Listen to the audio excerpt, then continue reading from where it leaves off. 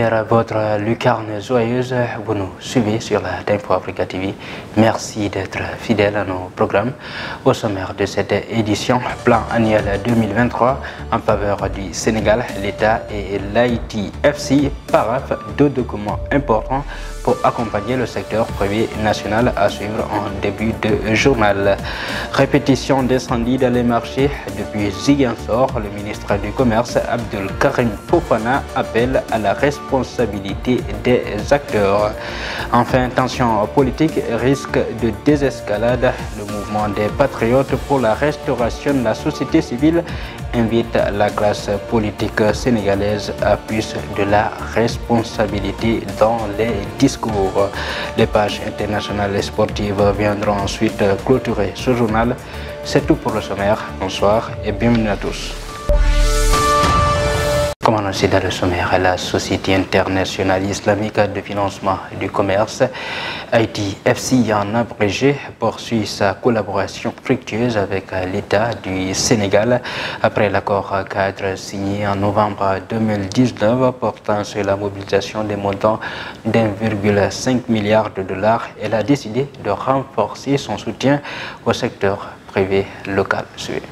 Permettez-moi de vous dire le grand plaisir que j'éprouve à procéder avec vous, Monsieur le Directeur Général, à la signature de deux documents de programmation relatifs au plan annuel de travail 2023 de ITFC et ensuite le programme prévisionnel de travail, ce qu'on appelle le programme des ponts du commerce arabo-africain. Il s'agit ici de deux documents de programmation relatifs au plan annuel de travail 2023 entre l'ITFC et le gouvernement sénégalais. Le premier document, c'est le plan annuel 2023. Il retrace principalement les prévisions de financement.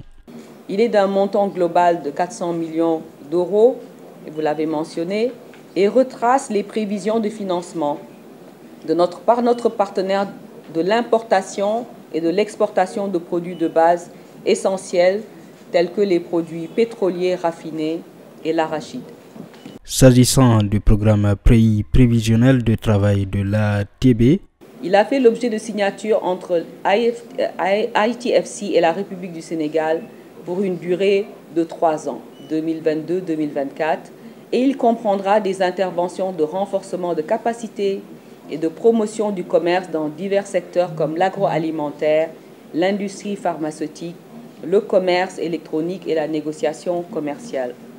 La Société internationale islamique de financement du commerce était membre du groupe de la Banque islamique de développement créé dans le but de promouvoir le commerce entre les pays membres de l'Organisation de la coopération islamique. La désormais ex-parlementaire Aminata Touré, à l'occurrence, a pris part ce mardi matin à la conférence de presse du collectif Djamogan Trazemada pour signer en personne la pétition lancée par le collectif en format numérique et physique. Cette pétition, le rappelle, a pour l'objectif d'atteindre plus de 10 millions de signatures afin de dissuader le président Macky Sall à se présenter à la prochaine présidentielle de 2024. La raison de ma présence ici est de venir signer la pétition lancée par le collectif Djamogan 3e mandat. Lancée en ligne, je suis venu pour signer le format physique. J'appelle tous les Sénégalais conscients que le 3e mandat amène des difficultés, d'instabilité dans le pays. Ça amène la guerre et ça peut créer des problèmes aux gens. Eux aussi doivent venir pour signer cette pétition en ligne pour des millions de Sénégalais de dire au président Macky Sall de ne pas amener le pays dans des difficultés. Il doit oublier le 3e mandat pour que tous les candidats soient dans ce jeu et que les Sénégalais choisissent le candidat de leur choix. Ce que le président doit savoir, c'est qu'il doit laisser la force. Si le président Abdoulaye Wade lui faisait la même, il l'avait appelé ici au commissariat à l'époque pour affaire de 7 milliards à Taïwan. S'il avait continué, il n'aurait pas dû être là. Voilà. En bref et en image, en marge du sommet de l'Organisation de la coopération islamique en Algérie, le président de l'Assemblée nationale, Amadou Mame Diop, a réaffirmé le soutien du Sénégal au peuple palestinien victime de violences et d'agressions. Les liens historiques particulièrement solides entre les peuples sénégalais et palestiniens, aussi bien au niveau bilatéral qu'à l'échelon multilatéral, explique notre soutien historique et intangible aux droits des Palestiniens, a-t-il fait savoir du haut de la tribune de conférence. Je vous le disais également dans le sommaire, c'est au marché Tilène de Ziguinchor que le ministre du Commerce s'est prononcé sur la recrudescence des incendies anormaux enregistrés courant janvier dans les marchés sénégalais. Face aux commerçants, le ministre Abdoul Karim Fofana appelle à la responsabilité de tout un chacun pour une bonne gestion des marchés. Le coton. Chers compatriotes de Ziguinchor, ce qui arrive au Sénégal n'est pas normal. Nous devons avoir une introspection. En un mois, sur ce mois de janvier, nous avons connu 3 incendies de marché et 2 accidents d'une taille incommensurable. Je pense qu'il nous faut une vraie introspection sur la gestion des marchés. Nous devons assumer nos responsabilités, l'État, les communes, les commerçants. Avoir des marchés qui sont gérés avec rigueur, avoir des branchements et des équipements qui sont gérés avec rigueur, être à la hauteur de ces investissements importants portés, initiés par le président Macky Sall. Nous devons mériter ces investissements. Mais mériter ces investissements, c'est avoir le courage de se dire la vérité. Un marché, c'est une gestion, c'est des heures d'ouverture, c'est des heures de fermeture. Un marché, la responsabilité de la gestion doit revenir à un gestionnaire bien formé, respecté, avec des compétences qui lui sont assignées. Donc j'appelle la commune de Ziguinchor, j'appelle les commerçants autour d'une table, autour du préfet de Ziguinchor, pour mettre en place ce dispositif d'ouverture, finaliser les travaux dans les 2 prochains mois et procéder à l'ouverture après avoir respecté. Suite à l'arrestation du rappeur Mor Talla Gueye alias Nit Doff, le mouvement hip-hop sénégalais accompagné de la société civile ont tenu une conférence de presse ce lundi pour exiger la libération de l'artiste. Je vous propose de suivre le point. Les rappeurs de tous bords accompagnés de la société civile ont exigé hier la libération de leur camarade Nit Doff et dénoncé l'acharnement contre le mouvement hip-hop. En conférence de presse, le rappeur Qu'il Veut estime que Mor Talla Gueye alias Nit Doff est victime de son engagement politique. C'est une personne qui ne supporte pas l'injustice et tout le monde sait que qui sont de Pastef sont percutés par l'État, a-t-il déclaré. Ainsi, il interpelle le président Macky Sall d'arrêter ce jeu qu'il qualifie jeu d'enfant. Avant d'ajouter, il faut arrêter de dilapider les deniers publics si vous voulez que l'on parle et vous ne pouvez pas faire ce que vous voulez dans ce pays et que personne ne le dénonce, dit-il. Pour dédouaner son camarade Qu'il Veut, rappelle que Pendaba a fait pire que Nit Doff, de même que Suzanne Camara. À cet effet, d'autres rappeurs comme Ngaka Blindé, Dongo de Daraji Family, le manager du rappeur, etc. Mais Malal Talla était aussi de la partie pour témoigner son soutien à son camarade en prison. Selon lui, le président Macky Sall et la justice sénégalaise sont en train de commettre une forfaiture qui risque de nous mener dans une situation irrécupérable. D'ailleurs, il a profité de cette occasion pour faire la différence entre un historien et un rappeur. Il faut savoir qu'un historien ne va jamais insulter dans un live, mais l'insulte est permise dans le rap, déclare-t-il. Toutefois, il est d'avis que le rap rime avec l'insolence, la violence verbale et l'indépendance. Face à la tension politique que connaît le pays et les risques de désescalade que l'on court, le mouvement des patriotes pour la restauration de la société civile a également tenu un point de presse ce lundi, cette fois-ci pour inviter à la classe politique à plus de responsabilités. El Hadj Malik Dieye, le président du mouvement.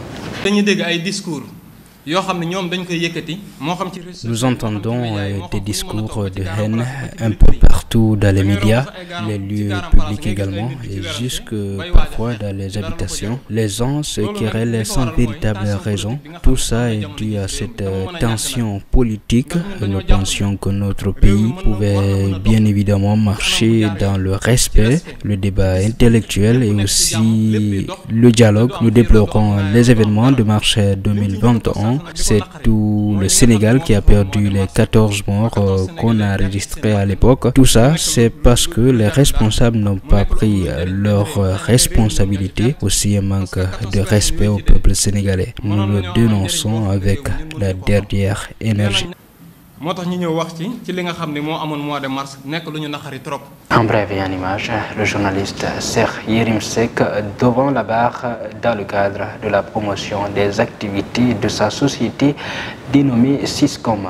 Pour facture impayée au CICES, Yérim Seck et son entreprise doivent faire face à une procédure introduite par le Centre international du commerce extérieur du Sénégal au niveau du tribunal du commerce. Le CICES reproche à Yérim Seck d'avoir loué ses stands lors d'une édition de la FIDAK sans payer la note au retour. Après, j'en place à l'actualité internationale que nous démarrons en Tunisie. L'opposition demande le départ du président Kais Saied après une abstention massive aux législatives. Et puis en France, la mobilisation contre la réforme des retraites se poursuit à l'acte 2. Enfin, en Israël, le secrétaire d'État Anthony Blinken réitère la ligne américaine sur le Proche-Orient. Démarrons l'actualité internationale. À peine les résultats officiels annoncés, le Front de Salut National prend en effet la parole pour la voix d'Ahmed Nayib Chebi, figure emblématique de la gauche en Tunisie, et opposant notoire à Zine El Abidine Ben Ali et désormais à Kais Saied. L'actuel président tunisien, face à la faible participation au premier et au second tour des législatives, son mouvement estime que les Tunisiens ont envoyé un message de désaveu fort à Kais Saied. Le Front de Salut National appelle désormais l'opposition à se fédérer pour pousser au départ du maître de Carthage. Nouvelle mobilisation contre la réforme des retraites en France. Ce mardi 31 janvier, des centaines de rassemblements sont organisés à travers le pays à l'appel de l'intersyndical, un rare mouvement d'unité pour les syndicats sur le terrain. Les militants syndicaux redoublent d'efforts pour motiver les troupes. Enfin, pour terminer, le chef de la diplomatie américaine était à Jérusalem. Ce lundi 30 janvier, Anthony Blinken appelle Israéliens et Palestiniens à prendre des mesures urgentes pour retour calme. Sa visite intervient dans un contexte sécuritaire très dégradé, après plusieurs jours de violences meurtrières et des victimes dans les deux camps. C'est une visite en deux états. D'abord des entretiens avec les Israéliens, ensuite avec les Palestiniens. Anthony Blinken a ouvert le dialogue et tente désormais d'atteindre les brèches. C'était tout pour l'actualité internationale. À présent, place à l'actualité sportive et championnat d'Afrique des Nations 2023 pour démarrer. Sénégal-Madagascar, un match à gagner pour entrer dans l'histoire. Tournoi fois féminin, les championnes de retour du Cap-Vert est accueilli en fanfare.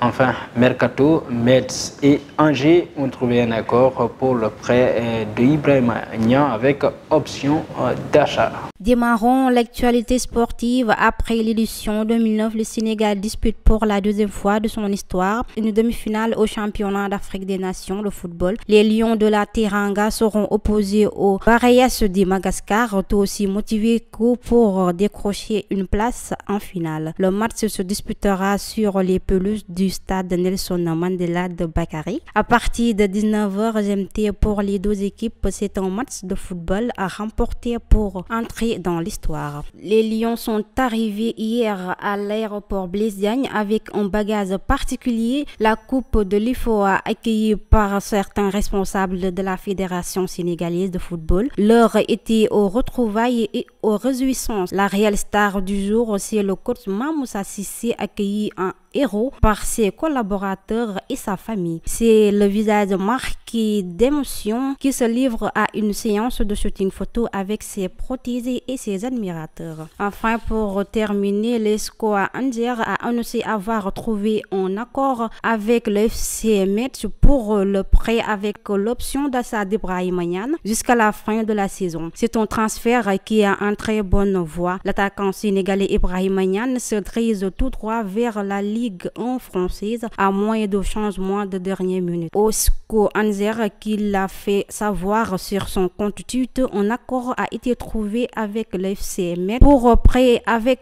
l'option d'achat de Niane jusqu'à la fin de la saison. C'était tout pour l'actualité sportive. Mesdames et messieurs, voilà qui m'a fait à cette édition d'information. Tout le plaisir a été pour moi de vous servir. Restez en compagnie des programmes de la Tempo Africa TV. La meilleure.